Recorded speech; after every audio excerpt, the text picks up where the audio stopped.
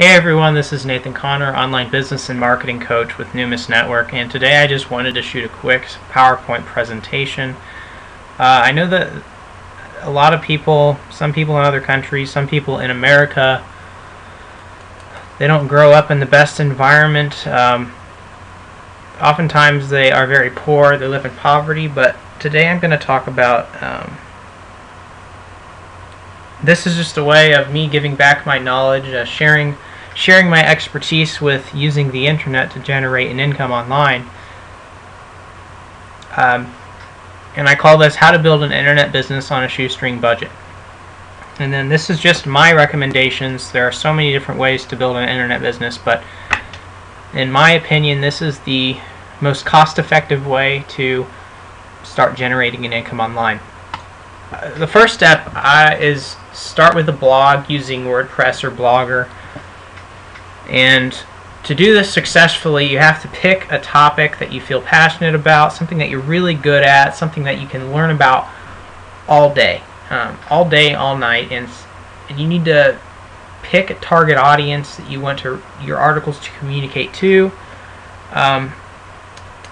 You know, a lot of people start with blogging and they just kind of write random things that nobody really cares about. You have to, in order to be successful with a blog, you have to pick a topic and focus in on that topic and speak directly to the people that are going to find that information relevant. That's the key to creating an attractive blog.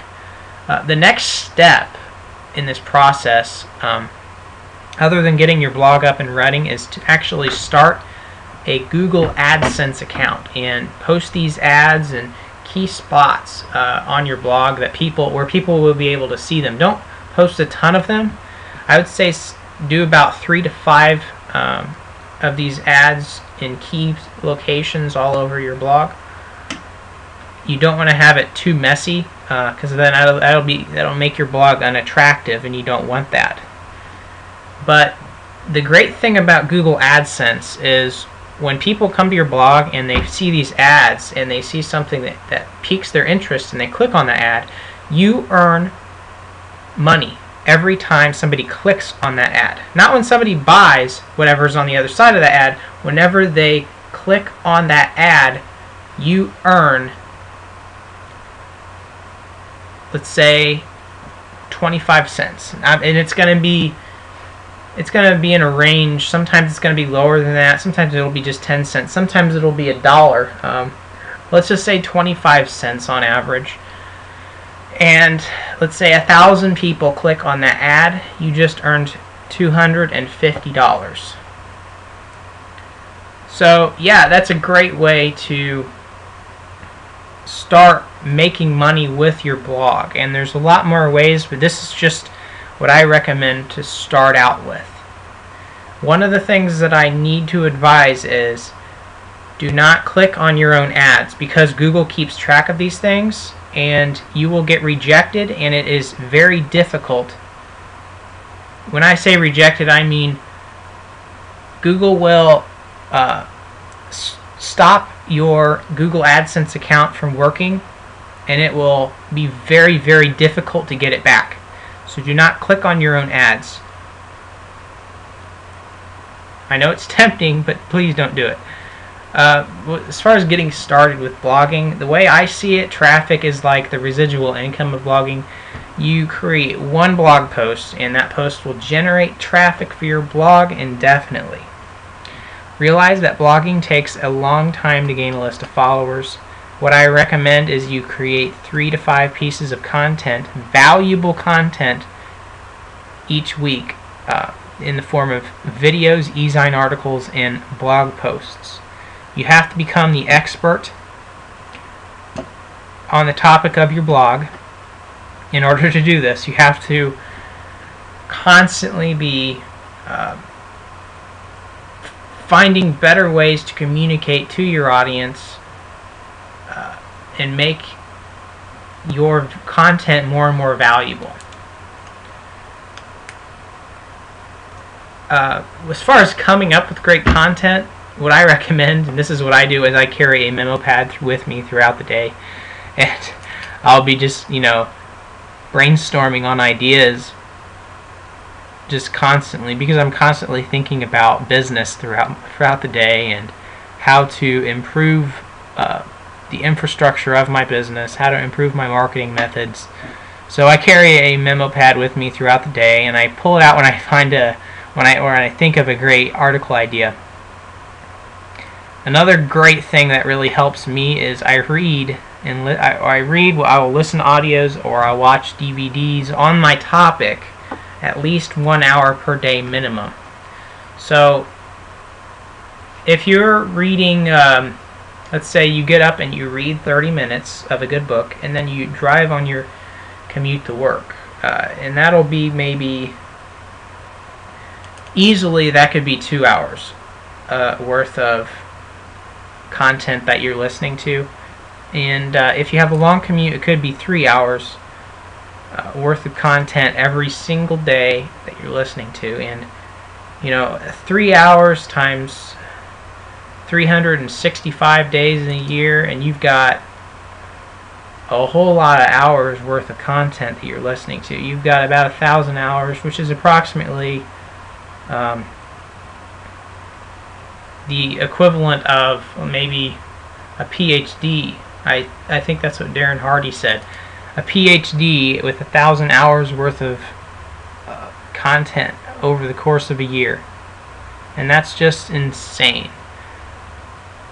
But that's what it takes if you want to be a successful blogger. As far as promoting your content, you need to get into the habit of coming up with a schedule. You create content, but you need to have a written schedule for promoting your content. You need to have, what I recommend, you need to have 3 out of these 5 social networking sites. Facebook is a required one, YouTube is a required one, and then the other 3 are MySpace, Twitter, and LinkedIn. And every time you promote what I want you to do is, every time you create content, you need to promote your content on your profile consistently across all those social media, social networking sites. You need to have your profile embedded with these links to your blog, so that people can check out your blog when you connect with them. And also make sure that you're connecting with 3 to 5 people at least every day. Preferably one new person. Friend one new person on Facebook. Twitter, make sure you retweet and follow people who have common interests in your field and blog on similar topics. Another great way to make backlinks for your blog is forum marketing. Forum marketing in the past few years has become really popular with niche communities. So if you can find a community of like-minded people who are always asking questions and trying to find better information on the topic of your blog, if you participate actively in that forum, people will see you as a category authority and will be automatically attracted to your blog through your e-signature that you post at the end of each forum post. E-Sign articles is another great way. It's more regulated than just regular blog posts, and that's something that is that's why it's a great way to create your content, because when people look up an E-Sign article, they're going to look at it and say, okay, is this high quality? Well, E-Sign articles has a good reputation for being higher quality content than blog posts, because it's so much more regulated. You're not allowed to have certain kinds of links in your blog posts. You're not allowed to copyright, or you're not allowed to use other people's content. It prevents a lot of that kind of stuff. It has to be original, and that's what's great about E-Sign articles. Another great thing to get into eventually is email marketing campaigns. But also, if you don't have a sales letter campaign that you send out to your subscribers, just in general, when you're writing emails to other people who ask you questions, maybe about your topic, make sure you have an e-signature. I mean, it doesn't have to be fancy, but just like maybe put best regards Nathan Connor, and then put blog www.workwithnathanconnor.com, and then have your Facebook and Twitter accounts. I mean, that's a pretty basic one. People will see those, they'll click on them, they'll read your content, and maybe they'll subscribe to your blog. But yeah, this was my blog post for today, and I hope you found it valuable. Peace out.